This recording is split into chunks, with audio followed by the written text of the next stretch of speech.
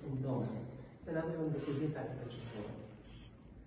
Кога зборувам за мојот личен раст, зборувам како личност, зборувам како единка, како дел од заедницата, во која што живеем во тоа.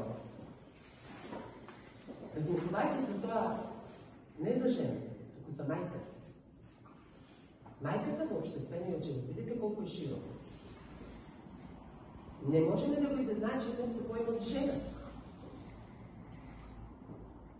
И затоа сите ќе се сложите присутни.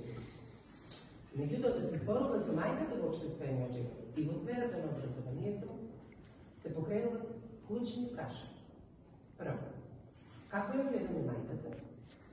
Второ, познавате ли личност која што ќе каже за себе дека не е добра мајка? Јас не познавам каква личност, не сум сретнала.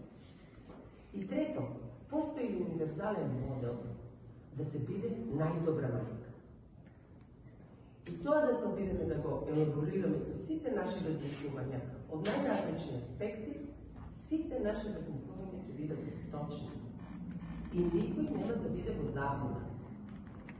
Обидувајќи се да најдам подкрепа на овие три прашања, во контекст на моето размислување, ќе ми дозволите да прочитам нешто, чисто да се подсетиме, а доколку не се сложувате, можете и слободно да ме прекинете.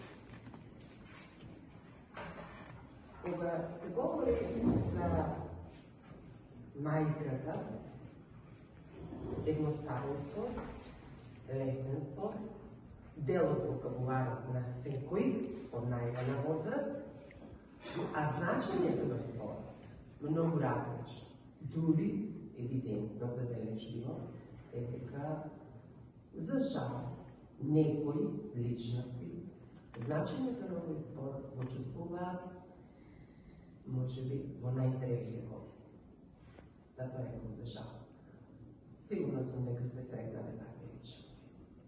Зашто јас имам среќа.